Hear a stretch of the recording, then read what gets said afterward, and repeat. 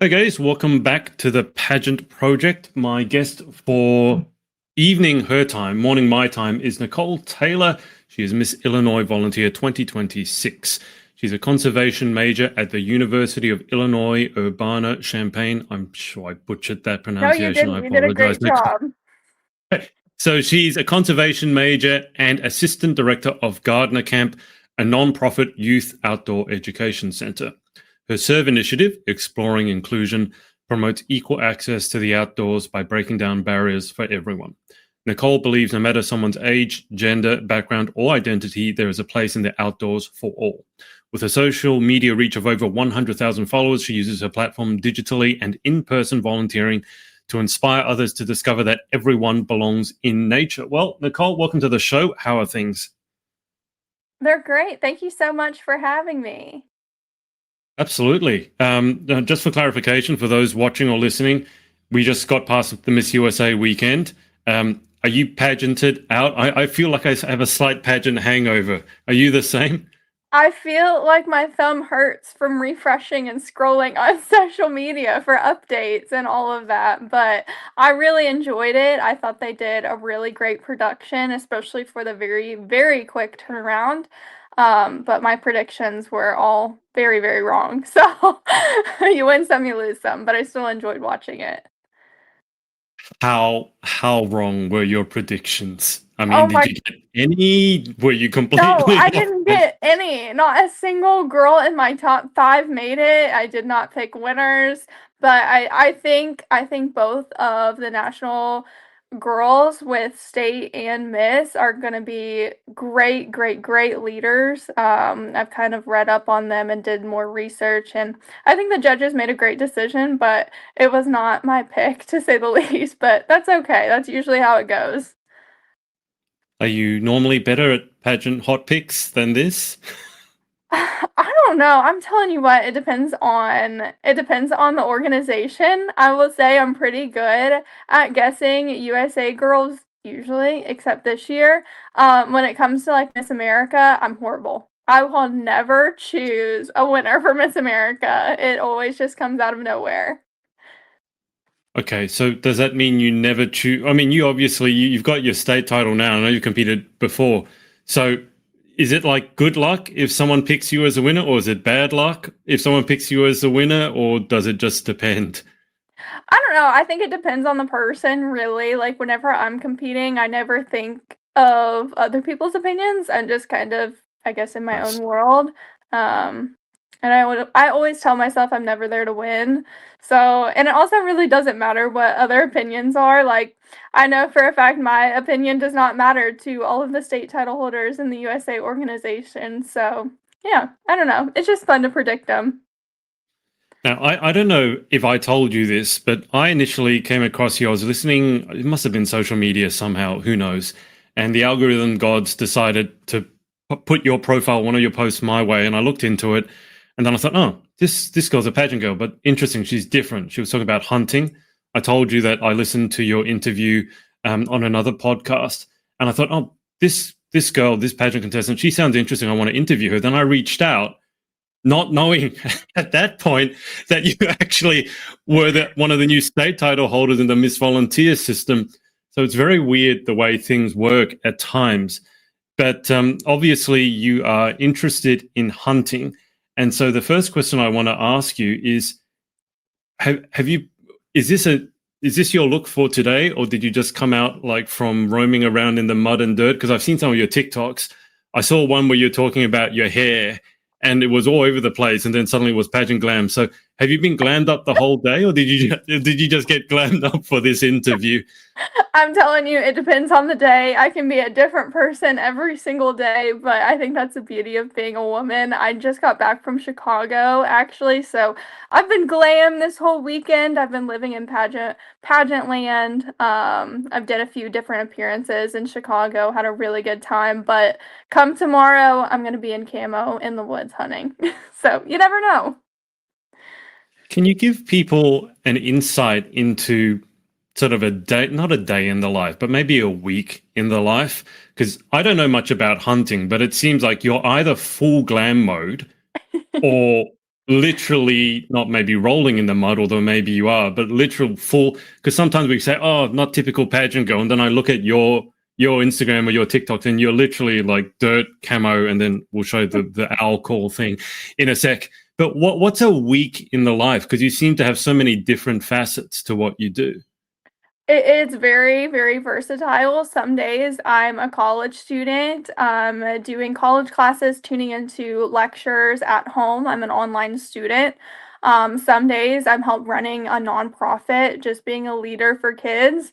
Other days, I'm not joking, I have mud caked in my hair. I've broken a nail because it's gotten stuck in my shotgun whenever I'm loading shells, and I'm in full camo, and I'm not lying about those aspects. It happens a lot. And other days I'm in full glam, wearing heels and wearing a crown and proudly representing Illinois. It just depends on the day, but every aspect of my life, it all ties together somehow in a beautiful way, even though hunting and the outdoors is so different from pageantry. They're just all connected and intertwined. So really everything I do, even though it's different, it all connects in a way. I'm sure for you it makes sense. And similarly for myself, I do a lot of different things, and in my head, it all kind of makes sense. Most of the time, not all the time, some of the time, most of the time. But I'm just curious because I'm sure you have friends who are more from one world, let's say the hunting world, and then you have some friends who are more from the pageant world, and maybe they don't intersect that often. Do you find that sometimes your friends get really confused, like in a good way, as to, let's say, they know Nicole, the pageant version, and then they see you loading a shotgun and breaking a nail? But then also the hunter, people know you in hunting, and then they say, hang on, what's she doing on stage all glammed up full makeup? Like I saw her 2 hours ago and she was rolling around, she had mud caked in her hair. Do you find that sometimes your friends get a bit confused? Oh yeah, for sure. I'm very interested the day I get married because my bridal party is going to be the most random bridal party you have ever witnessed because it's going to be people from the outdoor industry, and then it's going to be sisterhood individuals I've met all over the United States just through pageants. But yeah, I get questions all the time, especially with pageant girls, in which I've never had a bad experience with them just like not understanding and not liking it, but they're like weirdly enough very intrigued about all of it.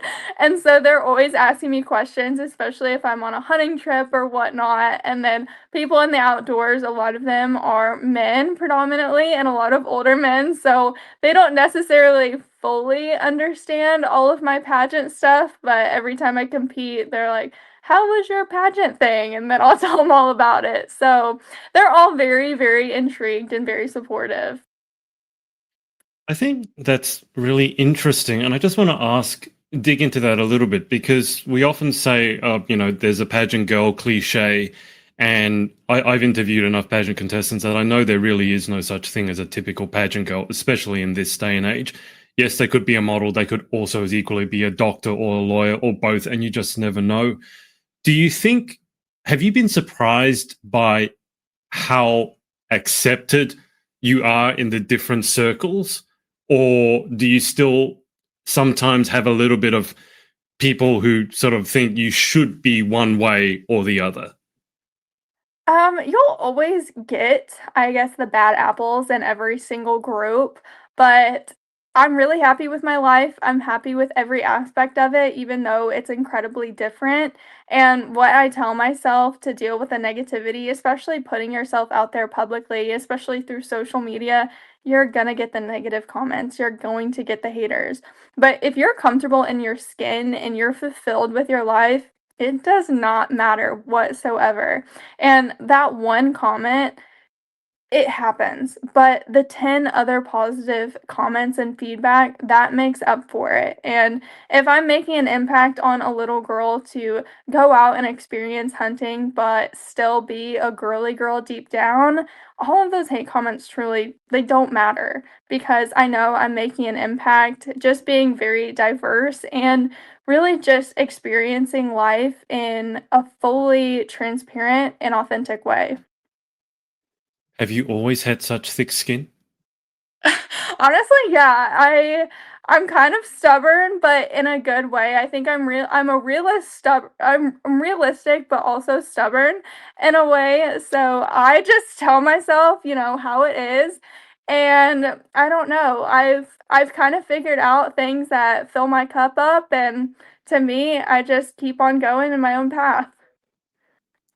I think it was in your previous interview, and please correct me if I'm wrong, but you mentioned that you were working on a bow. I think you were working at a store, you're working on a bow, and you said you had a probably an older man, a father come in with his young daughter, and the young daughter was watching you fascinated with what you were doing.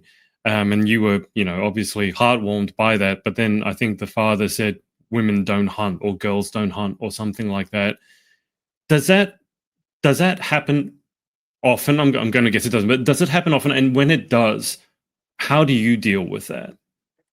It hasn't happened to that caliber before. That was really a harsh scenario, and that was actually really the turning point in my life, and I really believe in fate, and that ended up making me decide to compete in pageantry, was that encounter. I knew I wanted to make a difference. I was very frustrated after that encounter because I've really just felt horrible with that little girl.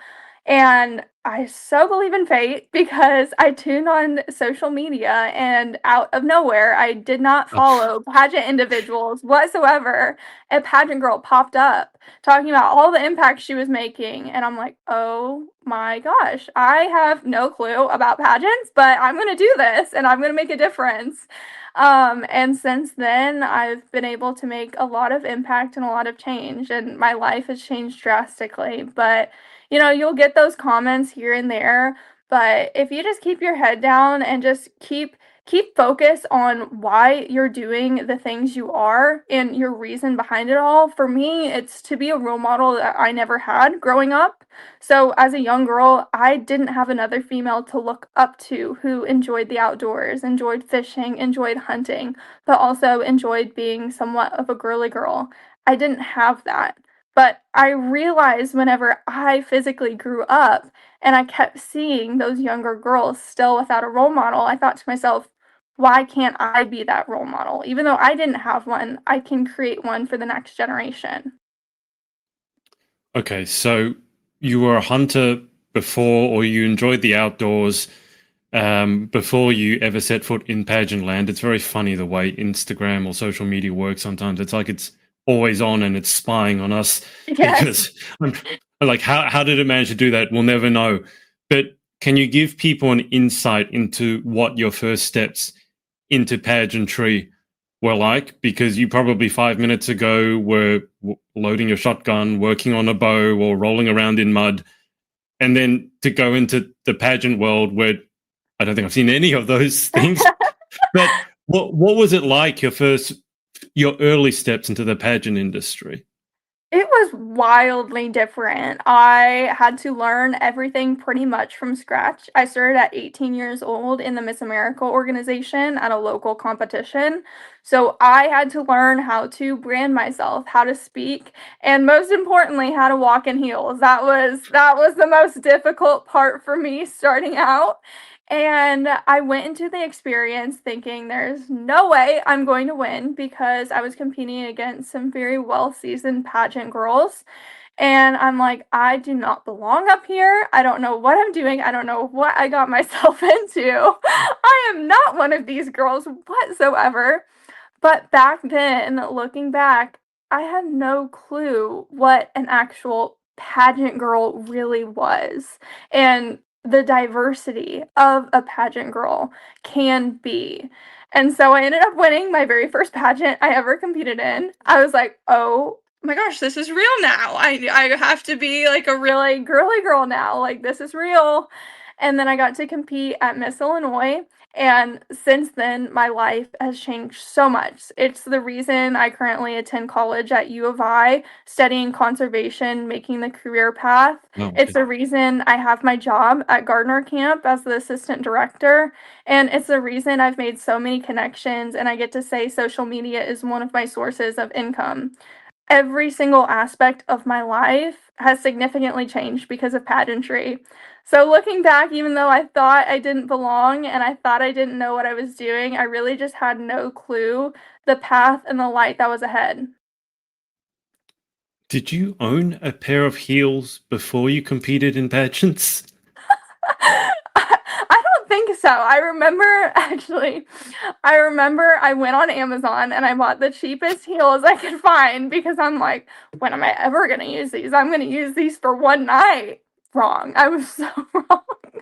But since then, I have a whole bunch of heels. I think I have more heels than hunting boots now. So it's kind of fun.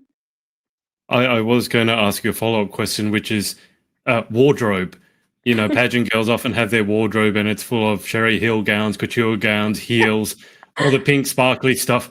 Your wardrobe must look like it's having some sort of personality disorder. I can only imagine like one half of it is literally boots and camos and overalls, and then the other half is like the Sherry Hill couture.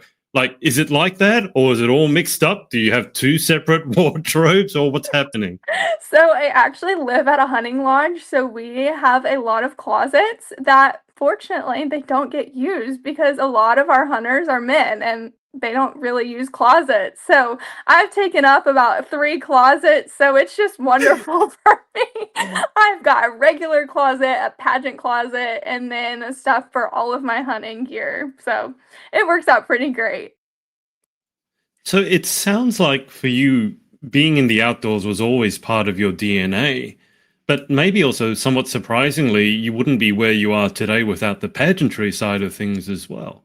Absolutely. It's so interesting to think how far they're intertwined just with my path of life, just with those two things being wildly different.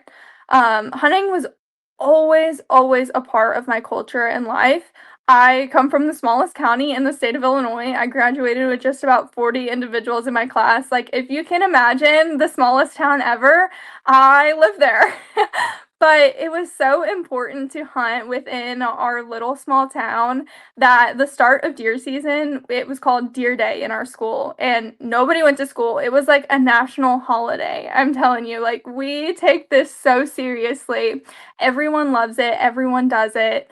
And so I just grew up loving the outdoors and loving hunting. And really, hunting gave me a feeling that I had never experienced before, just a different form of happiness that ever since growing up, I've never been able to replicate until pageantry.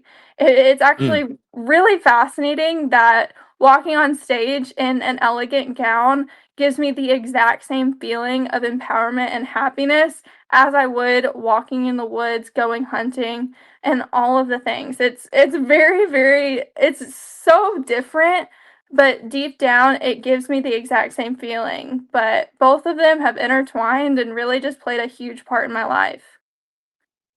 I'm sure you've given some thought to this, Nicole, but I have to ask you why. Like, because that's news to me in terms of like it's almost scratching the same itch, but the two are so wildly different. So, have you ever given any thought to how these two wildly differing hobbies can scratch the same itch? I think the central theme is empowerment for me. Being outdoors as a woman, being in a male-dominated industry, and being successful in it, and I keep on persevering and being a trailblazer, that is so empowering. And that's one of the biggest reasons why I keep going in that industry. And same with walking on the pageant stage or in the interview room. It makes me feel so empowered as a woman to tell my story, to be a role model, and to volunteer with things I'm passionate about. So I think the underlying theme has got to be empowerment and just a true sense of belonging and happiness. Um, which hobby is more expensive? I'm telling you, I chose the 2 most expensive hobbies. It's so bad. It is so bad. I would say hunting. Hunting is more expensive, if you can believe that. But fortunately, just with my source of income being social media, I'm sponsored by various different outdoor brands. So I'm really blessed where a lot of the things from my bow to my ammunition to my camouflage to my boots. I mean, anything you can think of outdoors is sponsored, so I don't have to pay for. But it does take a lot of investment and time and money spent. Is it? I used to be a tennis coach, and I'm still an avid tennis player. Is it a case of the further along you go down the path, the better you get, the more advanced you get, the more expensive it can be? I think it's just how addicted you are and all of the things you enjoy hunting. It can definitely be a lot cheaper if you enjoy one form of hunting or like fishing, for example. Fishing can be very cheap, and that's something I really recommend to individuals who maybe are on a financial barrier but still want to experience the outdoors. But for me, I have not found any part of the outdoors that I dislike. So I just keep trying it all. I'm like, oh, duck hunting, oh, turkey hunting, oh, elk hunting, deer hunting. I want to try all of the things. And I'm like, Nicole, you got to stop spending money. You got to stop doing all of these things. But I really just, I enjoy all of them. But I think it's just how involved you are in the outdoors and how much you want to do and how much you want to hunt as well. I think you're the first person I've interviewed who's had a hobby that's more expensive than pageants. I mean, can we just break it down? I mean, people will know about the expenses in pageants, obviously the shiny gowns and the heels, and then the coaching, etc., etc. What are the biggest expenses when it comes to hunting? Oh my gosh, you gotta think of your hunting license and your tags as like the entry fees. So like that's kind of like your entry fees for pageants. It's your hunting tags. And then like a new shotgun or a new bow, like that's a brand new Sherry Hill dress sometimes. Like that's expensive. But it adds up. But for hunting tags, for example, all of those things go to conservation. So 100% of the proceeds you spend goes directly back into that state's conservation fund. But if you're hunting out of state, so say I'm from Illinois, my Illinois tag for hunting is very cheap. But if I want to go to Iowa, Missouri, Montana, Utah, that gets a lot more expensive. And especially if you hunt multiple states. So just this year Hmm. alone, I've hunted in over 12 states. I've been very blessed to experience 12 different states and 12 different hunts, but it adds up for sure. But I really justify it because I know it's going to a great cause. Can you just explain the conservation part? Because I think this is something that I really want to understand. As well, as I mentioned to you before, I've always thought of people who hunt, they're probably the most in tune with the land out of anyone. And I say this, I've never hunted, but I have fished a lot and I love fishing. And when you go fishing here, at least in Sydney, Australia, you need a fishing license. That Hmm. that money goes, and it's very specific as to how many fish you can catch, how big they need to be. I love catching crabs as an example. And when you catch a crab, if it has eggs, you need to put it back. And so these fees go back to protecting the very thing that you and I enjoy, which is the great outdoors. So can you just explain how the conservation fees work and what exactly they go back into? Absolutely. The best way I describe this is that hunters are the biggest contributors to conservation funds. They're the biggest donors within our entire country, and they also volunteer the most out of any other group. So, whenever individuals say that people who hunt don't care about the animals, they don't care about the land, it's completely false because my group of people, they give the absolute most back into conservation, whether that's financially or volunteering. So all of those proceeds go back into the conservation fund. So that will conduct research, that'll help pay to fund biologists, it'll help do land surveys just to get a better idea of how to improve the habitat for the species. And also, it gives them a good idea on your harvest tags and also how many, let's say, fish or deer you can harvest within that season based on the number.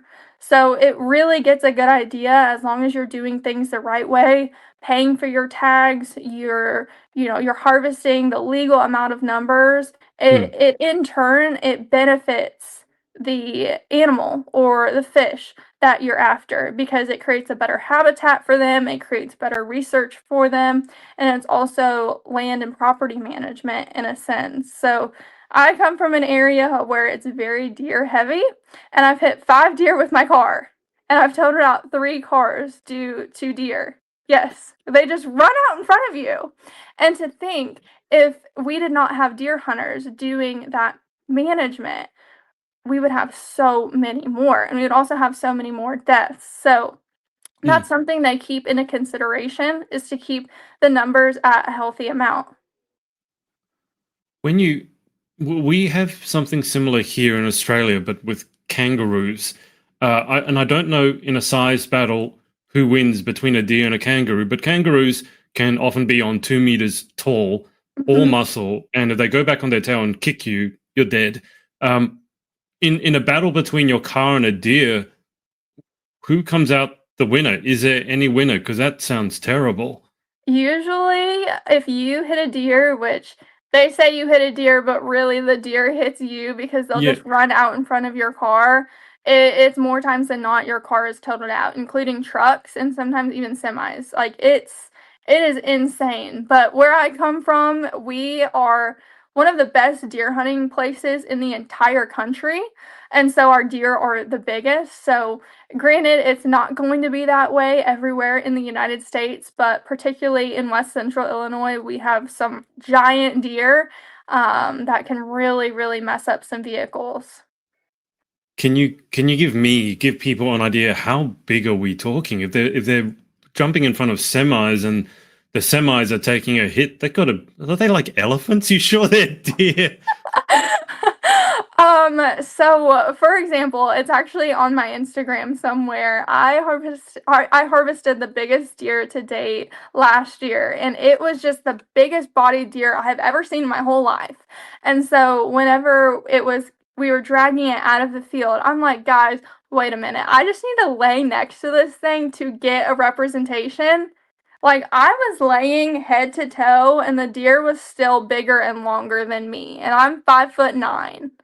Like these things are massive, and they'll just like run straight into your side, straight into the front of your car. And if you're going 55 miles per hour, that is going to do some serious damage, especially if they're a couple hundred pounds.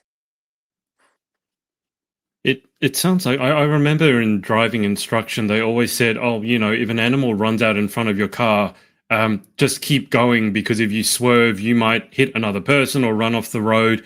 And it's just one of those things. Like it's very well for you to say that, but when you're traveling at 55 or 60 miles an hour and something runs in front of you, you don't really have time. Do you? I mean, this has happened to you multiple times, so you'd be the expert on this. Do you really have time to even think about swerving to avoid it? No, sometimes you don't even really see them. They'll run across the road at just a high speed, and it just so happens it'll strike your car at the right time. And there's been 2 instances where I've hit deer and I didn't even see them. All I heard was a huge thud on my car, and I'm like, yep, that was definitely a deer. I'm like, so unfortunately, I've hit 3 of them, and every single time they've totaled out my SUVs. When you're driving in a bigger city that's full of people, do you feel like it's very strange? I mean, hopefully, when you're driving in a city full of people, you're not hearing those same thumps because they're probably not there. But does it feel strange to you when you drive and you don't have to worry about deer running in front of your car? I honestly feel so much safer driving in a city, especially with the crazy drivers a lot of cities have. I feel so much safer driving in that versus driving a country road where I'm from, because you never know what's going to run out in front of you where I live. Like it could be a raccoon, it could be a coyote, it could be a white-tailed deer. Like you do not know, especially when it's dark out, you just don't even see them coming. So, are you an expert at fixing up your car as well? Because I mean, if something totals your car, you're in the middle of nowhere, and you got to get back home. I imagine you have to be able to do some sort of repairs or something. Well, the beauty of living in a small town is that if I don't have service and if I'm stranded somewhere, there's a good chance I know everyone. So I'll just start knocking on their door, hoping I know someone and hoping that they'll help me. Which every time they've been more than accommodating. And really where I come from, if you're stranded on the side of the road or if you need help, complete strangers are going to stop and take time out of their day and help you and ask you if you're okay, if you need a ride, if you need an ambulance. Like, the community where I come from it's next level, and I wouldn't want to grow up anywhere else. But they're very welcoming and they treat everyone like family. Yeah, you got to love that, don't you? Because not everywhere is like that. All right, so I mentioned we're going to show two videos. We have. Why don't we go into the owl one first? Because I don't understand that. I mean, I understand it, but I've never heard anything like it. So if you're listening at home, just listen to this sound and understand that it's Nicole making this sound. We don't have a strange sudden like wildlife has entered the studio, but just have a watch of this or listen to this. Here we go.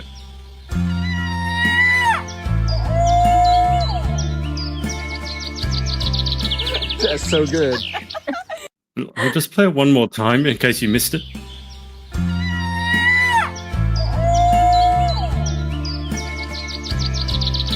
That's so good. So, Nicole, how long did it take you to learn how to do this? So, funny story. I hunted by myself this spring in Mississippi, and they have a physical call where you can owl hoot with. Well, somewhere in the woods of Mississippi is my owl call. I don't know where it went, but I lost it in the woods. And I was really upset about this because I loved that owl call. It treated me great. It got a whole bunch of turkeys going. And so on my drive home, I'm like, I've got a 7-hour drive. I've got nothing but time to kill. And I'm like, you know what? I know people who can owl hoot just with their mouth. I'm like, it's a no judgment zone. I'm by myself in my car. I'm going to make some weird noises.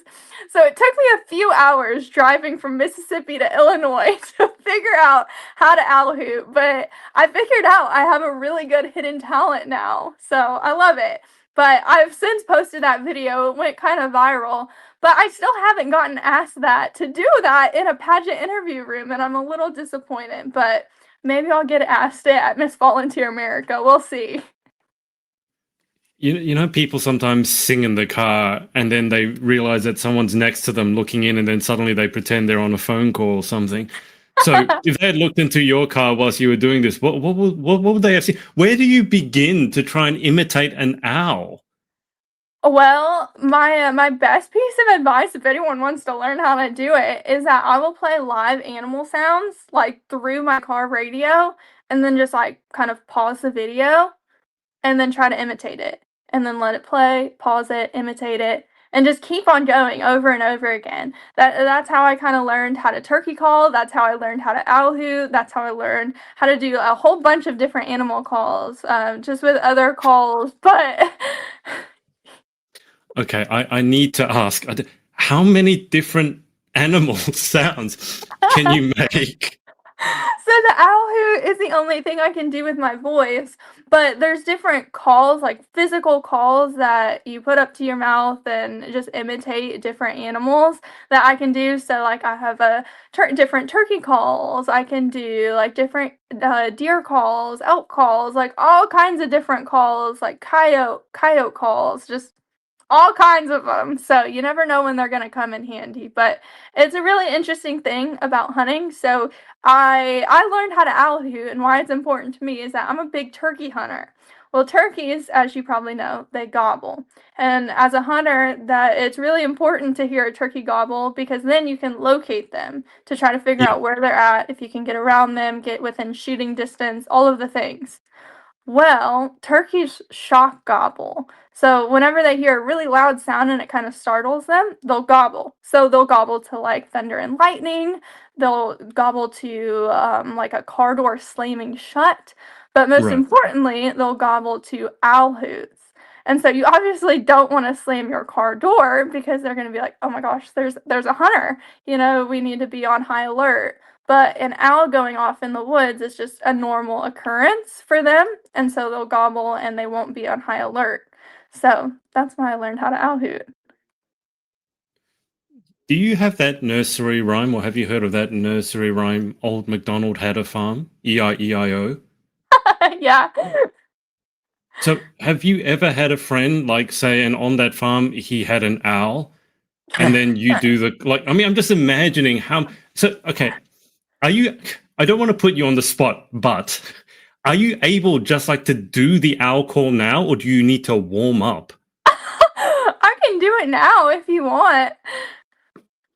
Please, this is the weirdest thing I've ever asked anything, but I need to see it because I don't understand it. It's so left field. It kind of bugs me that you don't have owls, so you don't understand. But you have to look up some like sounds of real owls after we're done, so you can understand where I'm coming from.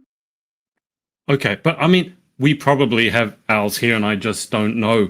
But I was always told that owls hoot, Yeah. but that sound that you make sounded completely different. So I mean, look, I will. If you're able to do it and you're happy to do it now, please do it because I need to see it for real. Okay.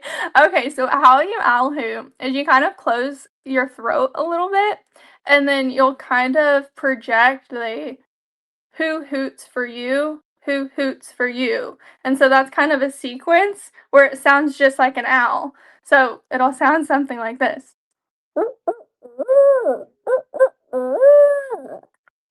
So that sounds like an owl. And what was the one on the TikTok though was a lot higher pitch? Was that a different one or for a Yes. different reason? Yeah, so up north we have something called screech owls. So in the beginning it sounded somewhat like a screech. And so if I'm hunting anywhere up north, really Tennessee and up, they'll typically have screech owls. And so it's just it's a louder form of projection. And so I like doing a screech owl, especially because a lot of individuals they can't do it, but I have a higher tone versus a lot of other hunters who are typically males. So they get a little jealous that I can do it and they can't. But it usually has better luck just because it's a louder voice. Yeah. Have you ever, and not that you would do this, but have you ever played practical jokes on people by making these animal sounds? I mean, it's coming up to Halloween. I feel like you could make someone think that there's a coyote or an owl or a turkey somewhere like next to their house just by making. No, have you ever done that? I pranked one of my friends one time. We were walking in a Walmart and I did like kind of a faint little owl hoot. And I'm like, "Did you hear that? I think there's an owl in the store." And she fully believed me. It was honestly hilarious. How long did you keep the prank up for, or About does she still think 5 there's minutes. owls in Walmart? We were just killing time and we're like looking around for it, and then I'd like go around the aisle and then hoot, and she was like, "Where is that dang owl at?" It was so funny. So you still haven't told her that it was you. Come to think of it, no. What is a day in the life, like a typical day? It sounds like for you, it sounds like there's a lot of driving. Is that right? So you drive for hours and hours and hours where you got loads of time to kill, and then you get to the place and you do your thing. But it sounds like you've traveled all across the nation to all these different hunting grounds. Yes, I love traveling. It's one of my favorite things to do, especially whenever it comes to hunting. Just because you get the whole experience. To me, hunting out of state is not just to kind of check off a checklist, just say like, "Oh, I hunted in this state." It's about experiencing the culture. It's about experiencing the different individuals. Some of the very closest people in my life are because I simply drove to a different state, knocked on someone's door, asked for permission to hunt, and I had no clue, but they would become some of the very closest people in my life. Just experiencing people's different ways of life. Also, just hunting with a bunch of different people. It's so rewarding. So just this year, I've been to 21 states, which is crazy, absolutely crazy. But I travel for all kinds of stuff, but it's pretty well. A lot of hunting trips and a lot of just different modeling trips, because that's another thing I do on the side. It's very, very diverse, but I love it and it's so rewarding. That's a lot of states, Nicole. It really is. I think I've been traveling more than I've actually been home this year. I won't lie, but I've made some of the very best memories. When you go hunting, I assume that the outfits required are different to the outfits required for modeling. So, have you ever traveled somewhere and then realized you've brought the wrong outfit? Like you've brought your hunting gear to a modeling gig, or you brought your modeling outfit to a hunt? So I'm actually planning this spring.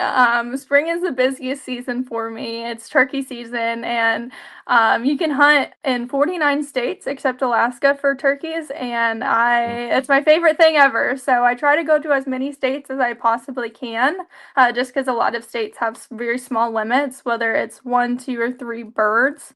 Um, and so I'm actually planning this year where I have a modeling gig in Chicago, and then directly after I am flying to, I believe, Hawaii. So I'm like, okay, I have to pack a suitcase to model in March, and then I also have to bring a suitcase with a firearm and camo and all of this stuff to fly from Chicago to Hawaii. Okay, that sounds difficult logistically. I mean, how does that work? Like getting through TSA for me when I went to Miss Volunteer America this year, it was hard enough for me, and I wasn't carrying any weapons. How does it work for you if you've got to go from Chicago to Hawaii and you have a weapon in your suitcase? You definitely just have to plan a little bit more time if you're ever flying with any ammunition or firearms within America. But as long as you have the proper documentation, and it's really Right. important, keeping your ammunition and your firearms separate. And then also, if you have a firearm, it has to be a specific TSA approved locked case. But Right. then they'll inspect it, look at your paperwork, make sure that you're the owner, you have all the identification you need. But as long as you have all of the information and do your research beforehand, it's pretty easy. There's just a lot of hoops to jump through, but I Yeah. think it's fully justified. Yeah, 100%. Explain to me, like, not that there's an average hunt, but similar to pageants, right? Sometimes you can drive and then you're there for a weekend and then you come back. Then some pageants, you drive and you're there for a whole week and then you come back. With hunting, is there that same sort of range of sometimes you could go to a hunt for a day or a weekend and then come back, and then other times you might be there, I don't know, for a whole month? It really depends. I try to hunt and fill a tag and really have a good experience and make some memories. So this year I was really, really lucky to be fortunate with weather and being in the right locations for a lot of my hunts where it only took me a day, which is crazy to think Right. about. But what's really important for me is to not just hunt for a few hours, be done and pack up and go to the different state. It's important to me to kind of explore, be a tourist for a little bit in that state. Yeah. My rule of thumb is to always meet a few different people within that state, see their culture, and also try their food. So that's like my favorite thing to do. Like, for example, I ended my second to last state this year. I ended my turkey season in was Wisconsin. I'm like, oh my gosh, I have to try Jeez. all the cheese. I have to try all of the cheese. And so I did. I brought tons home too.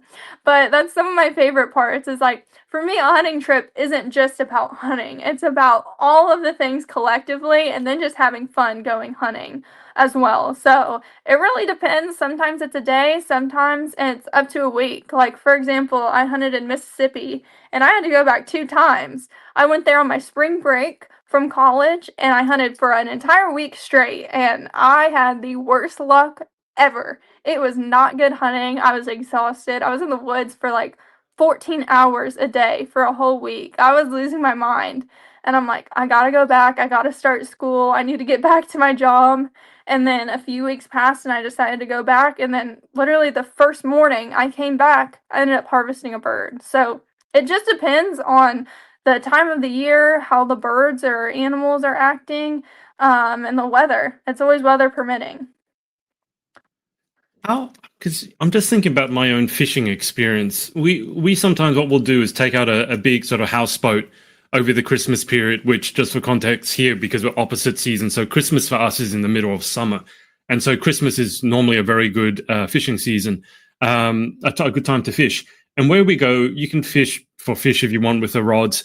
And I just found that I got really sort of frustrated with sitting there for hours in a boat, getting sunburned, and nothing ever happens. And so I started looking into how to catch crabs. And so you throw out the pot, you put some bait in there, you put it out overnight, and then you reel it in the morning, and you've got these amazing, mud crabs or blue swimmer crabs. And I just found that the patience for me was such a difficult thing. Like I almost think it's the point, whether you're doing fishing or hunting, it's to teach you patience. And that Yes. sometimes you can't control the outcome. And I had this ongoing thing with my brother because he got this new lure or got this new rod. And I'm like, you know what? It doesn't work half the time. Then the other time, just the other weekend, we went to this random part with really shallow water where no one catches anything.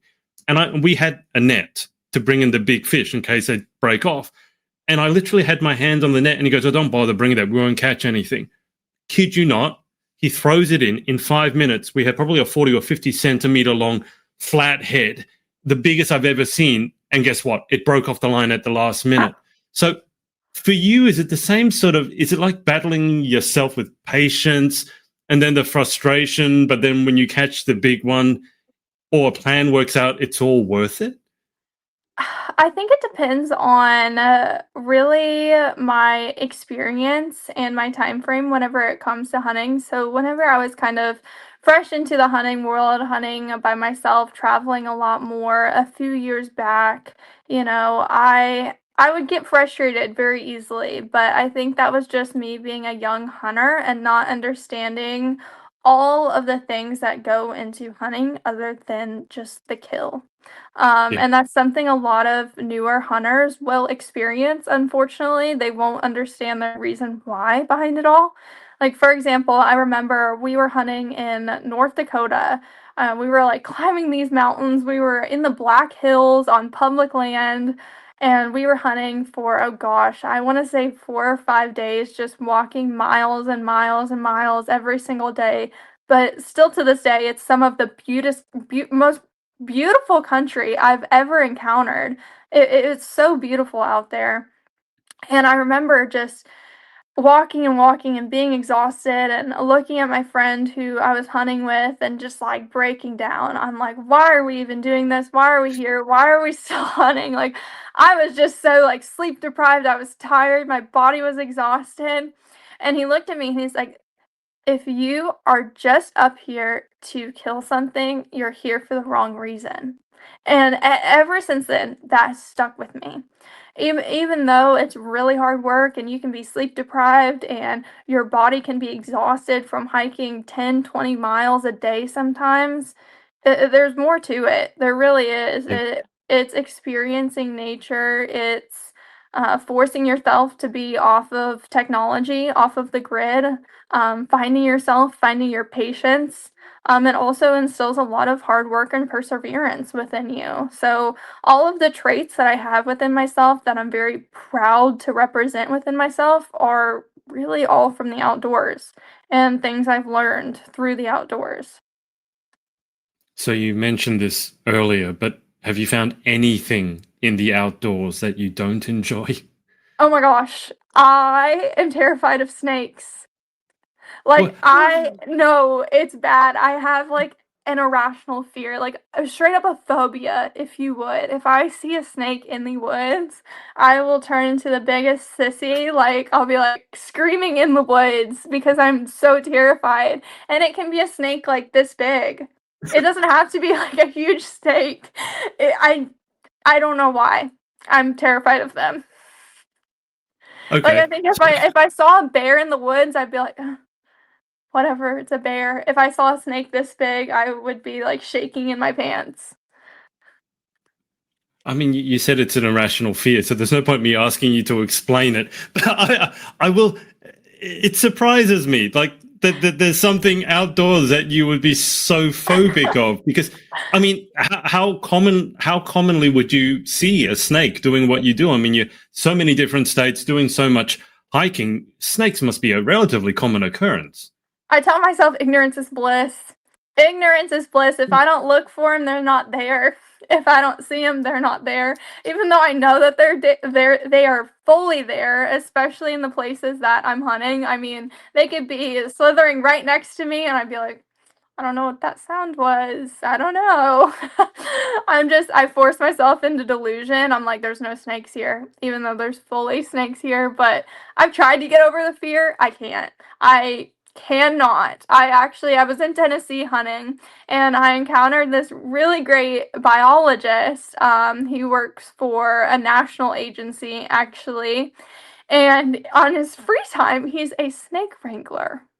Crazy. I mean, I think he is nuts, absolutely nuts. Like, he will grab venomous snakes and just like pick them up and like take a video. And he's like, hey guys, this is XYZ snake, and like give all of these interesting scientific facts about this snake. And so he caught just a simple garden snake, like the safest snake you can ever imagine. And he's like, you're going to touch this snake. And I was like, basically crying, trying to touch this snake. I'm like, I can't do it. Like, hyperventilating. It was so bad. So I tried to get over it. I can't. Have you heard of exposure therapy? Yeah, I've tried it. It doesn't work. It just sounds like you might need more exposure. I mean, I don't know. I mean, they say ignorance is bliss. That works up until a certain point until you step on one. At that point, ignorance definitely is no longer bliss, right? Yeah, well, so far I have not stepped on one. Hopefully I never will. So When you go to Miss Volunteer America, you need to have a conversation with Miss Georgia Volunteer Peyton, because she lives on a farm basically, and she has a lot of chickens. And one day basically has to crawl in through a chicken-sized door to get in to get the eggs.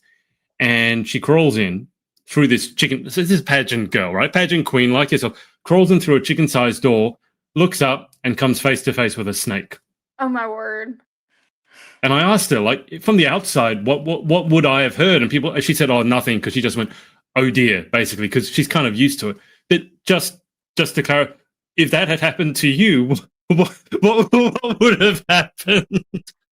I don't think I'd be here. I think I would just pass away. I don't know. I've never had to encounter a snake that close. I think God's just looking out for me, but I don't know. Like, even if a snake is like 6 feet away from me in the woods and I'll see it, like, I will literally start like hyperventilating. Like, I'll be freaked out beyond belief. I don't know what it is, but it's so irrational. Like, it's ridiculous at this point. Okay, what about spiders? Oh no, like, I'll touch a spider, I'll let it crawl on me. I don't care. I do not care about anything else. Like, I'll touch a lizard, I'll touch frogs, like all of them except snakes. It's so weird. I don't get it. Would you like to become friends with the snakes, or is this something that you've just given up on? I think I've given up on it. I don't know. That's fair enough. Can I ask, I mean, fishermen are a superstitious bunch at the best of times. Are hunters superstitious as well? Oh yeah, I'm so superstitious. I've got so many traditions, and if I don't follow the traditions, I'm like, yep, that's why this hunt wasn't successful. This is why I haven't shot anything yet. But like, some traditions I've done ever since I was a little girl is every single time I go hunting, I'll always kiss. Like, if I'm archery hunting with my bow, I'll kiss my arrow. And if I'm shotgun hunting, I'll kiss my shell. It's kind of like a good luck kiss, if you will. And every time, I don't know, it's worked. I could be fully delusional. I don't know. Another thing I do is I'll have a lucky hat for that season. So every turkey season and deer season, if I know I'm going to be hunting a lot, I'll pick one hat and I'm like, okay, I'm going to use this hat until the luck runs out, which really is until I harvest something. So I'll continue to wear my deer hunting hat right now until I shoot a deer. And then I retire the hat. I'll put on there, I'll sign, 2025 deer season, just to always remember it. And the luck's run out, so I can't use it anymore. So each hat only has a certain amount of luck, and then it needs to be retired. Do you have the same superstitions when it comes to pageants? I don't know. Every time before I walk on stage, I'll just pray that's a good thing to get my head really into the game. Um, I don't know. I really just try to have fun with pageants. Really, I'm just kind of in my own world. I'm just trying to experience it and I guess just have the best experience just because whenever you're in a situation like that where it can be very high stress, Yeah, and a lot's on the line, it's so easy to get caught up and get kind of like tunnel vision and get yeah. really stressed out. I try not to do that because I just remind myself, I'm like, this is the best experience of my whole life. Like, this is the best years of my life. I want to remember this. I want to make all the connections. So I really just try to live in the moment. Always pray. Anytime I get a new pageant shoe, I'll write a Bible verse that's relevant to the point in my Nice. life in on the bottom sole of the shoe. But other than that, that's about it. You said you've been to Tennessee before, correct? So hmm you've been what when you were in Tennessee, what did you do and what was a favorite food? Because if I'm going back there again next year, I've tried the Tennessean, was it chicken wings? Chicken wings in blue cheese sauce. That's what I tried. Here's the What did you do kicker. in Tennessee? Here's the kicker. I've been to Tennessee this spring, actually, turkey hunting there. It was so random. I got a DM from this random guy. He's saying, "Hey, I've got property, come turkey hunt, yada, yada, yada." And I'm like, this is so weird. Like, so I did some digging, did some research, went on Facebook. We had a mutual friend. I'm like, what the heck? Turns out 20 years ago, he hunted at one of my family's hunting lodge. And so he's been to my tiny little small town and turns out he was from Jackson, Tennessee. So I've been to Jackson, Tennessee before, had the very best experience turkey hunting, have met some incredible people down there. And it's honestly like a second home for me. I still talk to that family every single day. I know a lot of different families down there. And I've got to say, if you've never had crawfish, oh my gosh, it's delicious. Whenever I was turkey hunting down there this spring, there was a fundraising event that was a crawfish boil. I went down there. I've never had crawfish before. It changed my life. It was so good. And I think it really is just a southern staple, but it was delicious. And it was also very welcoming. It was like a whole community event. So there was just like buckets and buckets of crawfish. They just boiled them with like potatoes and corn. And the whole community just showed up and it was a whole fundraising event. So it was really neat to experience. It's nothing like we do in Illinois. Wow. So, I mean, can you get the crawfish around Miss Volunteer time? Because Miss Volunteer time is in summer. So it's in Mhm. June or late June. Can you get the crawfish then? I think so. I think so because we had crawfish in Mississippi on the 4th of July. Oh, So right. Okay. I think so. But if you're going to be back this next June, you have got to try some crawfish. Yeah, I mean, look, I've got nothing else to do during the day apart from eat. So I'm like you. When I go traveling, one of the most exciting things to do is you get to know the people. But very often I find the best way to get to know someone is all over like a local cuisine that they really like or they're really proud of because it's a really easy way to start the conversation. So, when I was having the wings, the hot wings with the blue cream, blue cheese sauce, that's not anything we'd have in Australia. But when the waitress brought it out to me, she struck up a conversation and I was like, I don't know what this is. Like, how do I eat this? And so it was a really good way of getting to know the people, but I didn't see crawfish. So Oh my that's, gosh, you have to try it. I will make sure you get crawfish if you come next June because it's so interesting. And there's like a certain way you have to like peel it and eat it, all of the things. But to me, I associate crawfish now with Jackson, Tennessee, just because of that fundraising event. It was so fun. But Jackson holds a really special place in my heart now. It was my favorite turkey hunting trip and really hunting trip I've ever been on just because of the people and the community. So I'm really excited to go back, but just in a different way this year. so you don't, let's say you have some free time, you're not going to be able to sneak out of the national pageant and just sneak in a quick hunt or something like that. You get a few of the girls together and show them how to hunt. I don't think is that a possibility? Probably not. Honestly, I'll probably go down there like a week early, and just spend some time with my second family down there. The people I was talking about I met. And probably Yeah. just go fishing. We'll probably actually do a crawfish boil, so if you're there early, come on down. But just visit with them because I have not seen them since spring, but I really miss them. So yeah.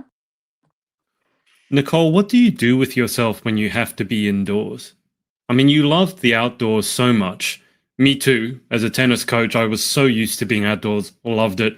And when I got cooped indoors, especially during the pandemic, I went nuts, stir fry crazy. There was nothing to do and you couldn't go outside. Uh, is there anything indoors? Like, do you get antsy being indoors? Like, you can't wait to get outside again? If it's cold, if it's raining, if it's winter and you can't go, I don't know. Like, talk to me about the indoors. I do get a little antsy, I will say. But thankfully, really almost every aspect of my life is centered around the outdoors. So I work in the outdoors. All of my hobbies are in the outdoors. So more times than not, I'm outside versus inside. Of course, there's going to be times where I'm inside doing schoolwork or doing office work for my job. But I always try to spend at least an hour a day outside.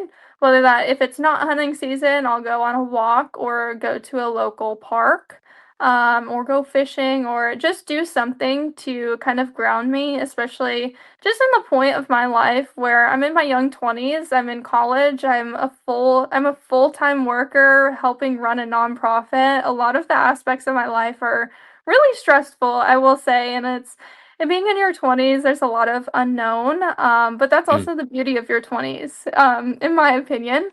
But having that hour where you can just turn everything off, and that's something I really recommend to everyone, especially in a society that's so fast-paced, mm.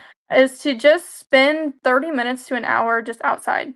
Just leave your phone inside. Just don't think about anything. Leave all of your worries at the door and just go outside. Learn a little bit more about yourself, ask yourself some questions, do some self discovery, and really just ground yourself. Yeah, when my family and I go fishing, one of the best one of the best parts about it, I think, is there's no reception where we go fishing. So your phone literally, because you realize how useless it is when you got no reception. It just becomes an annoyance and like an overly expensive alarm clock. But as soon as you get over the annoyance of, oh, I can't access my DMs and blah blah blah, I really grow to love it very quickly. And then it almost becomes an annoyance when you come back to society and the signal turns on, and then 5 minutes later, everyone's scrolling around again. Um, Talk to us more about the nonprofit. You've mentioned it a couple of times, but tell us more about what it does. Absolutely. I work at a nonprofit called Gardner Camp. It's based in West Central Illinois near Hull, Illinois. But it was founded about 12 years ago, based on an individual named Jack Gardner II. He was a very successful businessman, and when his time came where he knew he was going to pass soon, he decided to entrust his family's duck hunting property, which is 540 acres along the Mississippi River, and all of his assets he's worked really hard for throughout his entire life to a trust that was specifically noted to only serve for outdoor youth local education purposes. So we are a very unique nonprofit in that sense where we have an amazing facility, some of the best hunting property really in the entire nation, and a lot of finances to back it up. Mm, So we're able to do a lot of very, very neat things for local youth. So we offer duck hunts, pheasant hunts, deer hunts, and dove hunts down at camp. And the beauty of our programs is that whenever kids come, they do not pay a single dollar. So mm. everything is completely free, and we try to relieve any barrier that they might have. So if they don't have a mentor, we will find a mentor for them. If they don't have a firearm, we will provide a firearm for them. If you can think of any barriers that might get in the way of a kid not being able to experience the outdoors, we have found a solution for it, including um, if we have a kid who might not enjoy hunting, which is completely okay. I Yeah. know that some people are not going to enjoy hunting, and that's fine, but I still think that there's a place in the outdoors for everyone, and there's an activity for everyone. So we have various different activities, whether that's science-based learning in the outdoor STEM field, just applying different curriculum for our facility and our acreage. We have an astronomy club, which is very neat. We're partnered with the NASA Night Sky Network. So all of our curriculum is based on NASA, and we have some really, really knowledgeable instructors whenever it comes to that. We have an archery program where we will teach them how to shoot bows, where there's no hunting involved, and many other different programs. Like we'll partner with the Illinois Department of Natural Resources to do conservation efforts like duck banding. So we'll actually capture ducks, collect data, and then kids will get to place a band with a specific number correlated, and that's how we'll track the waterfowl species. And the kids will actually get to name the ducks, put the band on the ducks, and release them. It's a very neat program, but there's so many different programs, and I never could have dreamed I would have the opportunity to have a job like this. I never even would have dreamed that this job would even be a thing, but it Yeah. is. I've worked there for about 2 years, and I started volunteering there due to pageantry. And then they just randomly asked me one day, they were like, "Hey, do you want a job? You've done a really good job volunteering. We think you would be a great asset. We have a job opening. Could you interview for it?"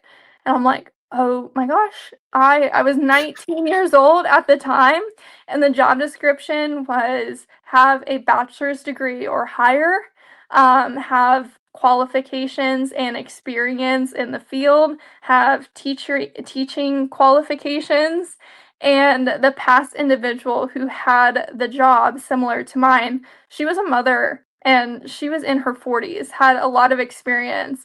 I was like, I'm not going to get this job, but I'll still apply. I'm still going to interview.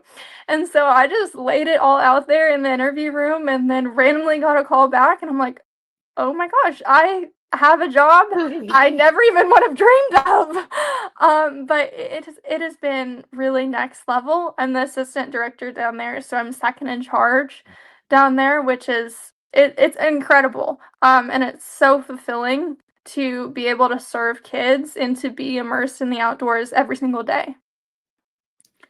I want to ask you because with pageants, people who don't have experience with them often think it's just, pretty girls walking around in pretty dresses and that's it. And they don't really understand all the other benefits, the personal growth that you guys get. I'm going to assume it's similar with hunting. And by the sounds of it, this camp, it's not just about the hunt, it's about more. So can you just speak to that? Because it sounds like the job sounds like it was tailor-made for you. They asked you to interview, so obviously they wanted you.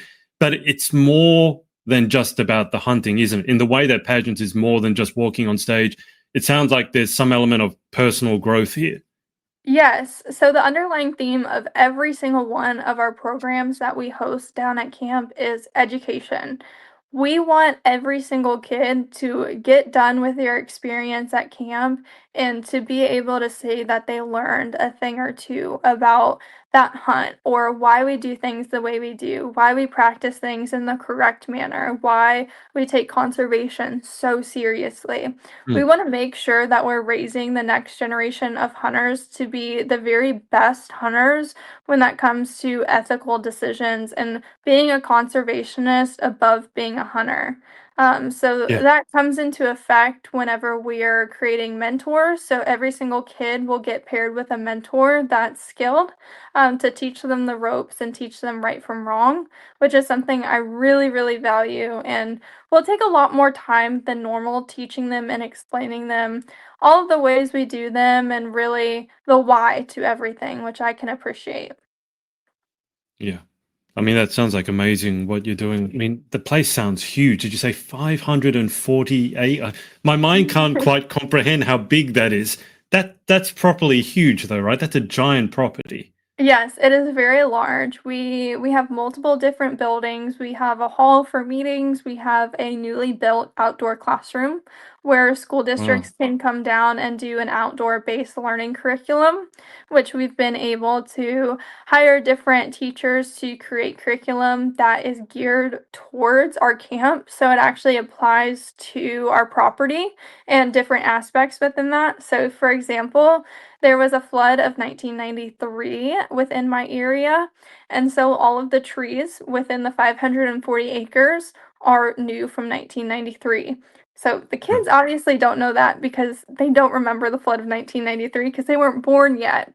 So we asked them questions like, why are all of the trees genuinely the same height? Why is there a lot of fresh algae growth? Why is there not a lot of dead trees?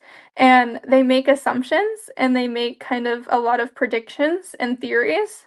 And we don't tell them that the control factor is actually the flood of 1993. So, different instances like that, it's very, very neat and a one of a kind job and a one of a kind Yeah. facility. Any snakes? Yes, I honestly, I've never experienced more snakes than down at work, and it's honestly so embarrassing whenever I have to take a whole group of kids out that I just met, and I'm in charge of them, and I have to warn them, do not pick up any snakes, otherwise you will be in trouble. Because these kids love just picking up snakes and like flinging them around and throwing them at each other. And if you can imagine that chaos, and then me trying to be the adult dealing with it with a fear of snakes, that there's only one bad thing about that job, and it's that it's the amount of snakes. I have some experience with kids out of control because of the tennis thing, and they would eat all this red sugar, and then you've got kids with tennis balls and tennis rackets, and that goes pretty manic. But a tennis ball isn't going to bite you. Have you seen? And by the way, if you're ever afraid of anything, don't tell the kids. They are ruthless. They will Oh, I explode know. it. Yeah, okay. You probably found out the hard way from the sounds of it. But have you seen like there's a prank snake where you can tie it to the back of someone with fishing line so they don't know that it's attached to them, and they'll turn around, jump, and And then then I'll run chase away. them. Yeah. And there's a lot of videos like this, and I'm just wondering, has that ever happened to you? No, I think nobody knows not to test me. I think they're probably a little scared because they've seen the way I react about snakes. Well, it's good to know there's one thing that you're afraid of in the outdoors. Nicole, I mean, I could speak to you for hours because you're such an interesting person, so many different facets. But we'll move towards a close. Final 10 questions. Before that, is there anyone that you want to say thanks or just give a shout out to for supporting you along your journey, hunting, pageantry, or otherwise? Yeah, I would love to thank my original director, that really got me started within pageantry. Her name is Lindsay Hess. She pours her entire heart into pageantry and to the girls that she mentors. And without her, I probably would not have continued within my pageant journey after my first year. Because I'm definitely an unconventional pageant title holder. I had no experience before doing my first pageant. I also did not have a strong family base whenever it came to that. So, whenever you think of the typical pageant girl, oftentimes they have a really strong connection with their mom. My mom lives 16 hours away in South Carolina. So, even though we are very close, she's not able to be there with me whenever I'm picking out my dream dress or Yeah, chaperone me at events. So, really, Lindsay has been my second mom throughout all of my pageant journey and has really supported me in every aspect. So I'm just very thankful for her. perfect. All right, let's run through these final 10. Number Okay. one, what is your favorite word? Authentic. I try to remind myself that every single day whenever I wake up, I'm getting ready, is to just remain authentic. Be the realest version of yourself, especially because I'm on social media every single day of my life because that's a source of income for me. I'm doing appearances with my pageant title, and I'm also being a role model at my job. And I think the underlying theme of every single one of those things that I want to look for as a person, as an outsider looking in, is an authentic person. whether that's being a title Mm. holder, whether that's being a role model, or whether that's being an influencer online. If you're authentic and you're truly yourself, it really goes the distance. What is your least favorite word? Gosh, I don't know. I've never really thought of that, truthfully. I try to be like a raging optimist. So I really don't like disliking things. I think if the I think if like the world was like burning down around me, I would just be like, everything's okay, everything's fine. So I don't like negativity. I don't like disliking things other than snakes, obviously. But I can't really think of a word that I dislike. That's all right. In life, what gets you excited? What turns you on? Challenge. I like pressure. I think pressure is an extreme privilege. A quote that I really live by, which I think I created this quote. I don't know. I've been trying to look it up online, can't find it anywhere. But I've lived by it my whole entire life, and that's pressure can either crush you or turn you into a diamond. And I have Mm. lived by that quote my entire life. Pressure can either crumble you as a person and make you shut down and Yeah. not do things that you're meant to be, or it can push you and create you and mold you into a wonderful person, give you so many experiences if you choose to embrace the challenge and the pressure of life. So that's what turns you on. What about what turns you off? I hate whenever my life is slow. Whenever there's not a whole lot of things going, I can feel a little bit lost. That definitely is dismotivating. So I always try to keep my plate very full. I like to say my life is very chaotic, very full, but very fulfilled. With everything that I'm doing. Like my life, I can be doing 20 things in a day, all very different, but they're all so fulfilling. So if I'm not doing anything, if I have a day off, I don't know what to do with myself, truthfully. I can't remember the last time where I just didn't do anything all day. I think it was probably like whenever I was sick or I got my wisdom teeth taken out or something like that. I don't like just not doing anything. I can't even remember the last time I watched TV, just sat down and watched TV. I like just going and experiencing and growing and meeting people and just trying to live my life to the fullest potential. What sound or noise do you love? I love the sound of the wind blowing through trees, especially right now here in Illinois. The trees are just beautiful. I love fall so much. Spring is my favorite, but I think fall is the prettiest. And so just sitting outside, especially on my porch, sometimes whenever you can hear that soft breeze with the leaves that are starting to fall, you can Yeah. hear them. It's wonderful. What sound or noise do you hate? I hate the sound and also the feeling of chalk. I can't describe it. I can't touch chalk. It's like a texture thing, and then just hearing it, just getting no, I can't. I can't even think about it actually. But like chalkboard, no, nope, nope, nope. That's two things now, snakes and chalk. Is there a third thing? I don't think so. So your absolute worst nightmare would be a snake covered in chalk by the sounds of it. Yeah. Okay. All right, mental note to self. Number 7, if you could have any one superpower, what would you pick and why? I would love to transport. Oh my gosh, I spend so much time in my car driving. I would love to just snap my fingers and be at different places. I could get so much done with my day if I did not have to drive everywhere, especially where I live. You have to drive everywhere for anything. I drive 45 minutes to work every single day because I live in the middle of Oof, nowhere and right. there's nothing around. So I spend, oh my gosh, probably an hour to 2 hours every single day, if not more, in my car driving. So if I could have one superpower, I would just snap my fingers and teleport everywhere. What job other than your own would you most like to attempt?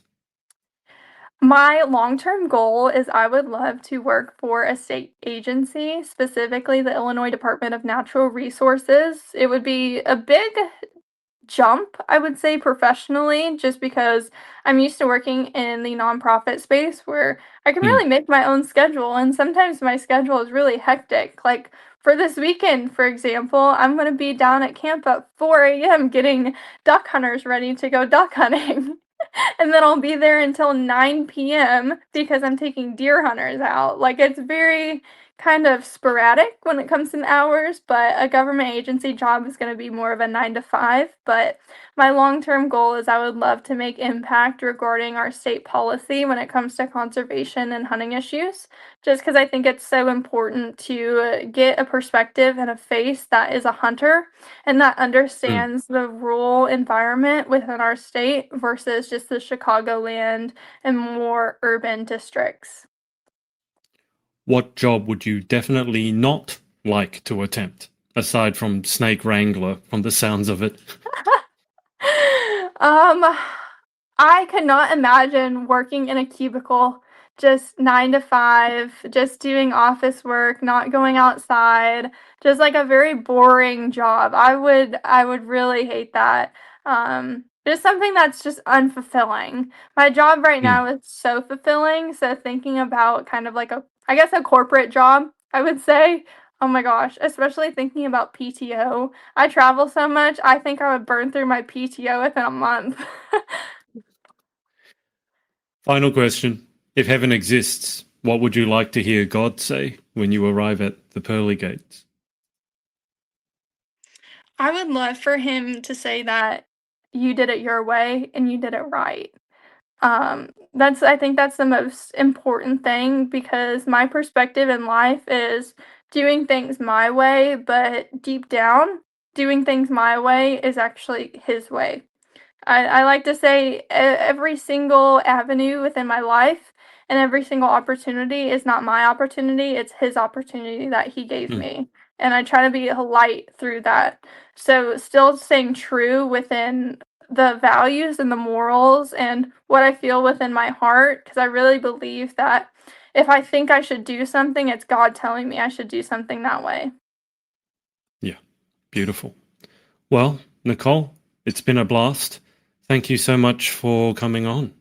Thank you so much. Oh my gosh, this was so fun. And seriously, give me a message if you're in Jackson, Tennessee next June. I'll get you some crawfish.